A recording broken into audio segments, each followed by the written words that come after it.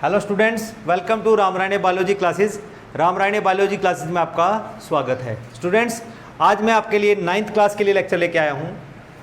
हमने यहाँ पर जो चैप्टर शुरू किया हुआ है the fundamental unit of life, और उसका जो एक 13th पार्ट हम यहाँ पर करेंगे which is about the cytoplasm. और जो प्रीवियस लेक्चर था that is part 12, that is about the structure of the chromosome, जिसका लिंक मैं इस लेक्चर के डिस्क्रिप्शन में डाल दूंगा, आप उसको वहां से देख सकते हैं। तो चलिए आज का लेक्चर शुरू करते हैं अबाउट द साइटोप्लाज्म। देखिए बच्चों, जब भी साइटोप्लाज्म की बात होती है तो हम एक ही बात देखते हैं कि हमारे पास ये एक सेल होता है, ठीक है ना। बीच में यहाँ सेंटर में हम न्यूक्लियस दिखाते हैं और यहाँ पर हम डॉटेड लाइन लगा देते हैं, और इस डॉटेड लाइन को हम कह देते हैं दिस इज साइटोप्लाज्म।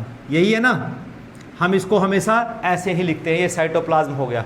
इसका मतलब क्या हुआ कि साइटोप्लाज्म एक ऐसा फ्लूइड है जो हम यहाँ देख रहे हैं कि जो न्यूक्लियस के और प्लाज्मा मेम्ब्रेन के बीच में प्रेजेंट होता है, ठीक है ना। तो इसलिए अगर डेफिनेशन आपसे पूछे कि व्हाट इज साइटोप्लाज्म इज, तो how we are able to define it, that is ये क्या है, एक सेमी फ्लूइड मैट्रिक्स है।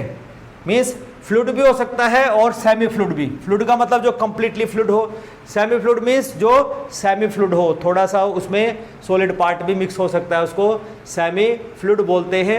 And present between the nucleus and the plasma membrane, जो न्यूक्लियस और प्लाज्मा मेम्ब्रेन के बीच में प्रेजेंट होता है, जिसके अंदर क्या होगा, different cell organelles and inclusions present होते हैं। सेल ऑर्गेनेलिज आपको पता ही बच्चों कि सेल के अंदर बहुत सारे कंपार्टमेंट्स बने हुए हैं, जैसे माइटोकॉन्ड्रिया है, प्लास्टिड्स हैं, राइबोसोम्स है, लाइसोसोम्स है। All these are you can say membrane bound organelles. And inclusions क्या है बच्चों, actually these are non living things. जैसे हम कहते हैं कि may be these are nutrients हो सकते हैं, लाइक ग्लाइकोजन हो सकता है, ठीक है, लिपिड्स हो सकते हैं, ठीक है ना, या कुछ आयंस हो सकते हैं।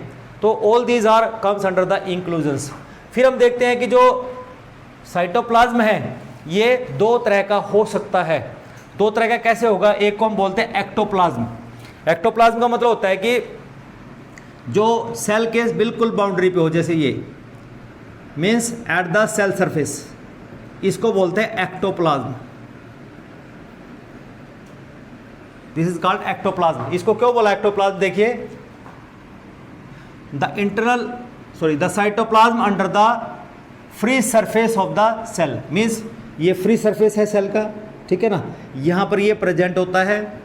इसको हम क्या कहते हैं, एक्टोप्लाज्म कहते हैं। क्यों कहते हैं, क्योंकि ये ज़्यादा, ये दूसरा विस्कस भी होता है, विस्क गाढ़ा होता है, चिपचिपा होता है। इसको हम क्या बोलते हैं, एक्टोप्लाज्म। एक्टो का मतलब होता है आउटसाइड, पेरीफेरी पे प्रेजेंट होता है, जो कि विस्कसी फ्लूइड है। Okay, now second one is endoplasm. Endoplasm जो सेंटर में प्रेजेंट होगा, मीन्स इंटरनल, यहाँ पर प्रेजेंट होता है, ठीक है ना। ये नॉन विस्कसी होता है, ठीक है ना। It is internal cytoplasm however non viscous. ये ज़्यादा गाढ़ा नहीं होता, ये बिल्कुल पतला होता है। उसके बाद आता है cytoplasm is semi fluid jelly like material, कि हम बोल रहे हैं बार बार सेमी फ्लूइड होता है, जेली लाइक भी हो सकता है, ठीक है ना। तो इसके जो डिफरेंट कंपोनेंट्स हैं वो कौन कौन से, देखिए बच्चों, तीन तरह के कंपोनेंट होते हैं जो हम स्टडी करेंगे। एक साइटोसोल होता है, दूसरा सेल ऑर्गेनेलिज होता है, और तीसरा इंक्लूजन्स, जिनको हम सेल इंक्लूजन्स बोलते हैं। चलिए इनको वन बाय वन अब स्टडी करते हैं। सबसे पहला हम लेते हैं साइटोसोल। और मैं ये कहता हूँ बच्चों, जो साइटोसोल है ये सबसे ज़्यादा वास्ट है, जिसके अंदर सेल ऑर्गेनेलिज भी प्रेजेंट है और इंक्लूजन बॉडीज भी इसी में प्रेजेंट होती हैं। तो साइटोसोल क्या है एक्चुअल में, इट इज़ द लिक्विड और फ्लूइड पार्ट। कि साइटोप्लाज्म का जो फ्लूइड और लिक्विड पार्ट है उसको हम साइटोसोल कहते हैं, विच इज़ नियरली ट्रांसपेरेंट। ये ट्रांसपेरेंट होता है, जिसको हम साइटोप्लाज्मिक मैट्रिक्स बोल देते हैं। क्या कह देते हैं, which is also called cytoplasmic matrix. और इसका दूसरा नाम है हाइलोप्लाज्म। ये टर्मिनोलॉजी हमें याद रखनी है। हाइलोप्लाज्म मीन्स साइटोसोल ही होता है। It contain about 90% water, means जो साइटोसोल है उसमें वाटर का कंटेंट 90% होता है, और वेरियस सेल ऑर्गेनेलिज होती हैं एंड इंक्लूजन बॉडीज प्रेजेंट होती हैं। Okay, now it also contain ions and biomolecules. Ion और बायोमोलिक्यूल्स कैसे, मीन्स मिनरल्स हो सकते हैं, शुगर्स हो सकती हैं, अमाइनो एसिड्स हो सकते हैं, न्यूक्लियोटाइड्स हो सकते हैं, एंजाइम्स हो सकते हैं, विटामिन्स हो सकते हैं, डिजोल्व्ड गैसेस हो सकती हैं। और ये सारे के सारे जितने भी बायोमोलिक्यूल्स हैं या जो आइंस हैं, they are necessary for the biosynthetic processes of the cell. Biosynthesis का मतलब कि कोई चीज़ सिंथेसिस होती है। अब सिंथेसिस में वहाँ प्रोटीन सिंथेसिस हो सकती है, वहाँ पे लिपिड सिंथेसिस हो सकती है, वहाँ पे डीएनए सिंथेसिस हो सकती है। मीन्स कि जो बायोसिंथेटिक प्रोसेसेस चलती हैं because in the cytoplasm. Next फिर है जो साइटोसोल है कंटेन्स वेस्ट मटेरियल टू, कि जो साइटोसोल है उसके अंदर वेस्ट मटेरियल भी प्रेजेंट हो सकता है। फिर देखिए all the above mentions material, जो हमने सारे मटेरियल ये अभी जिक्र किए हैं about the cytosol, may be present either as true solution. True solution का मतलब होता है कि आपने शुगर लिया, शुगर को हमने क्या डाल दिया, किसमें, वाटर में डाल दिया, उसको डिजोल्व कर दिया, तो क्या बच्चों आपको उसमें शुगर दिखाई देगी? नहीं दिखाई देगी, वो क्लियर सॉल्यूशन बन जाएगा। उसको हम क्या कहते हैं? ट्रू सॉल्यूशन कहते हैं उसको, ठीक है ना। लेकिन एक होता है कोलॉइड्स। कोलॉइड्स का मतलब क्या होता है, हमने थोड़ा सा चॉक पाउडर लिया और चॉक पाउडर को हमने वाटर के अंदर मिक्स कर दिया, अच्छे से मिक्स कर दिया, लेकिन फिर भी हमें उसमें चॉक पाउडर के पार्टिकल दिखाई देते हैं, उसको हम कोलॉइड्स कहते हैं। इसको समझने का दूसरा एग्जांपल हम ले सकते हैं।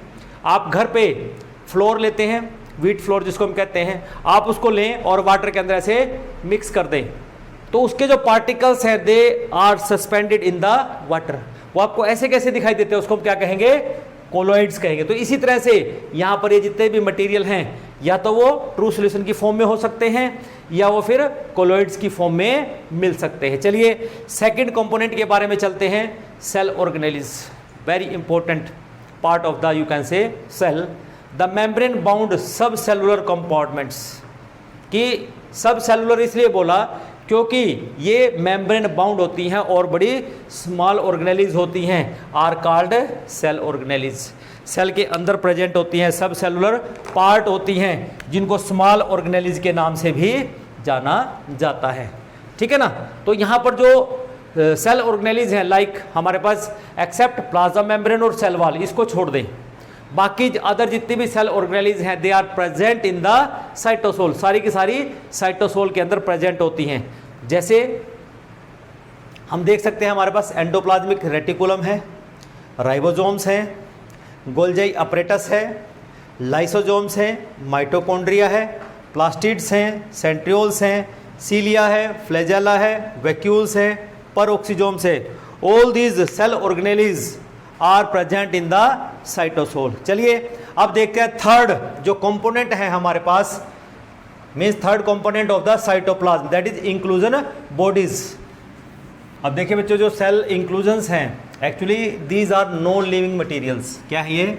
नॉन लिविंग मटेरियल है प्रेजेंट इन द साइटोप्लाज्म, और they may be often called as deutoplasmic substances, जिनको हम बोल सकते हैं sometime, and they may B organic हो सकते हैं, इनऑर्गेनिक कंपाउंड्स हो सकते हैं, और दोनों भी हो सकते हैं, ऑर्गेनिक और inorganic, both they are present inside the cytoplasm. The common cell inclusions are, क्या हो सकते हैं? स्टोर्ड ऑर्गेनिक फूड मटेरियल्स हो सकते हैं, कुछ सिक्रेशंस हो सकते हैं कि सेल कुछ सीक्रेट करना चाहता है, सर्टेन काइंड ऑफ प्रोटीन्स हो सकते हैं जो सिंथेसाइज जो है सेल में, वो ग्रेन्यूल की फॉर्म में वहाँ से सीक्रेट हो सकते हैं, एंड इनऑर्गेनिक क्रिस्टल्स हो सकते हैं। ओके, तो इस तरह से वो कॉमन सेल इंक्लूजन होते हैं। अगर हम एग्जांपल्स की बात करते हैं, जैसे हम गैस वैक्यूल की बात करें तो ये भी एक इंक्लूजन का एग्जांपल है। आयरन एंड सल्फर ग्रेन्यूल्स, जिनको हम बोल सकते हैं इनऑर्गेनिक, क्या बोलेंगे? इनऑर्गेनिक ग्रेन्यूल्स हम इनको बोल सकते हैं, ठीक है ना, कि आयरन या सल्फर ग्रेन्यूल्स इनऑर्गेनिक। फिर लिपिड ग्रेन्यूल्स हैं, प्रोटीन के ग्रेन्यूल्स हैं, इस तरह स्टार्च ग्रेन्यूल्स हैं, इनको हम ऑर्गेनिक ग्रेन्यूल्स बोल सकते हैं। क्या बोल सकते हैं? Organic granules. और रिजर्व फूड ग्रेन्यूल्स बोल सकते हैं, रिजर्व फूड ग्रेन्यूल्स इनको हम बोल सकते हैं। ओके, नाउ ये तो था सिर्फ जो हम डिफरेंट कंपोनेंट्स की बात कर रहे हैं कि साइटोप्लाज्म के डिफरेंट 3 कंपोनेंट्स होते हैं। पहला कंपोनेंट हमने साइटोसोल पढ़ा, दूसरा कंपोनेंट हमने सेल ऑर्गेनेलिज पढ़ा, और third component cell inclusions. Okay, now next आता है हमारे पास कि what are the different functions of a cytoplasm, कि साइटोप्लाज्म के फंक्शन क्या होंगे। फर्स्ट फंक्शन देखिए बच्चों, seat of the metabolic processes.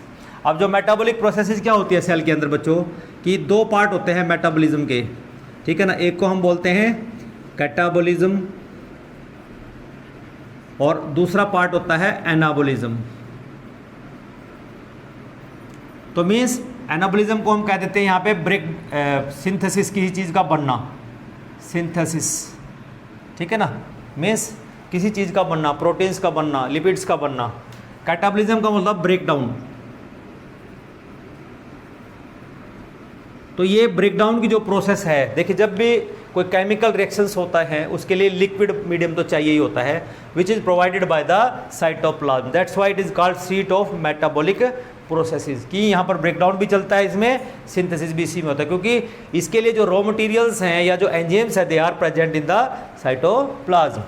Next, it is store house for the raw materials needed for the metabolism. जिस मेटाबॉलिज्म की हमने बात किया है, मेटाबॉलिक प्रोसेस की बात की है, उसके लिए raw materials they are present in the cytoplasm, okay, in the nucleus के जो मीन्स जो मेटाबॉलिज्म जो रॉ मटेरियल हमें चाहिए मेटाबॉलिज्म के, जो हमारे साइटोप्लाज्म में होने चाहिए और न्यूक्लियस में होने चाहिए, they are present here. Now they distribute the nutrients, कि जो साइटोप्लाज्म है क्या करता है, न्यूट्रिएंट को डिस्ट्रीब्यूट करता है, मेटाबोलाइट्स को डिस्ट्रीब्यूट करता है और एंजाइम को डिस्ट्रीब्यूट करता है in the cell. It brings about the exchange of materials between cell organelle, कि एक ऑर्गेनेली से दूसरी ऑर्गेनेली में अगर कोई चीज़ जा रही है, कोई मटेरियल का पास ऑन हो रहा है, that is through the cytoplasm. Also brings the exchange of material with the extra cellular fluid, कि आउटसाइड द सेल, ठीक है ना, जो एक्स्ट्रा सेलुलर फ्लूइड होगा उसके अंदर कोई मटेरियल जाना और वहाँ से कोई मटेरियल अंदर आना, and with the external environment, उसका एक्सचेंज भी साइटोप्लाज्म के थ्रू ही होता है। Last, streaming of the cytoplasmic matrix, जिसको हम साइक्लोसिस कहते हैं, serves many functions in the cell. जरा इसको समझ लें, साइटोप्लाज्मिक या स्ट्रीमिंग ऑफ साइटोप्लाज्मिक। देखिए अगर हमारे पास ये सेल है, ठीक है ना, हमें यहाँ पर कोई ग्लूकोज का मॉलिक्यूल आया, अब थोड़ी देर के बाद ये यहाँ मूवमेंट दिखाएगा, थोड़ी देर के बाद ये यहाँ मूवमेंट दिखाएगा, थोड़ी देर के बाद ये यहाँ मूवमेंट दिखाएगा। तो इसका मतलब क्या, एंटर तो यहाँ से हुआ था, बाकी की जो मूवमेंट है वो यहाँ से लेके और यहाँ तक की जो मूवमेंट है इसको बोलते हैं साइटोप्लाज्मिक स्ट्रीमिंग। इसका मतलब कि जो साइटोप्लाज्म है वो क्या करता है, streaming of the cytoplasmic matrix, उसमें हेल्प करता है, जो उसको कहते हैं साइक्लोसिस। सो आज के लिए बच्चों इतना ही करेंगे। अगला जो लेक्चर होगा हमारा, that is about the you can say different cell organelles. अब हम जितने भी सेल ऑर्गेनेलीज बची हैं which are the part of the this cytosol, उनको हम 1 बाय 1 स्टडी करेंगे। तो अगला जो लेक्चर होगा हमारा that is for about the endoplasmic reticulum पर होगा। तो अगले लेक्चर का इंतज़ार कीजिए। और बच्चों अगर आज का लेक्चर आपको अच्छा लगा हो तो मेरे चैनल को सब्सक्राइब करें, लाइक करें और इस वैल्यूएबल इन्फॉर्मेशन को दूसरे बच्चों तक भी पहुंचाएं। तो इसलिए इसको शेयर करना ना भूलें। तो till then have a nice day, thank you.